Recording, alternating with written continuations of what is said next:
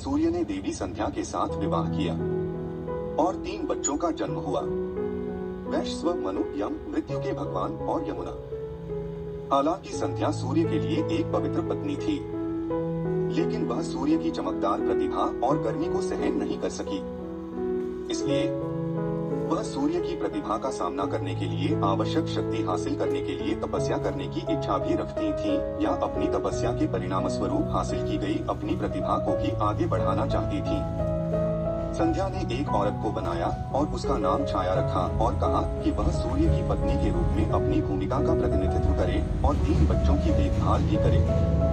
हालांकि वह सूर्य भगवान के लिए अपनी योजनाओं को किसी के सामने प्रकट नहीं करना चाहती थी, इसलिए वह तपस्या करने के लिए जंगलों में चली गई।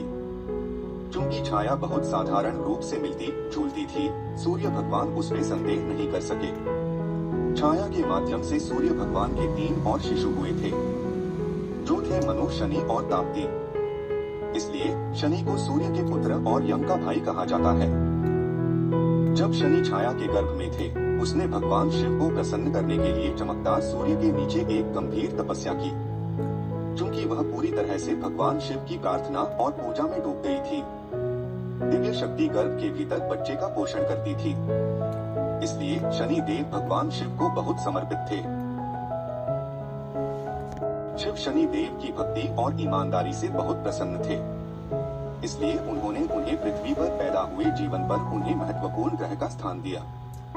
उन्हें लोगों द्वारा किए गए कर्मों के प्रभावों को वितरित करने की जिम्मेदारी दी गई थी। शनि देव बेहद उदार भगवान हैं, हालांकि कई लोग उन्हें क्रूर रूप में देखते हैं।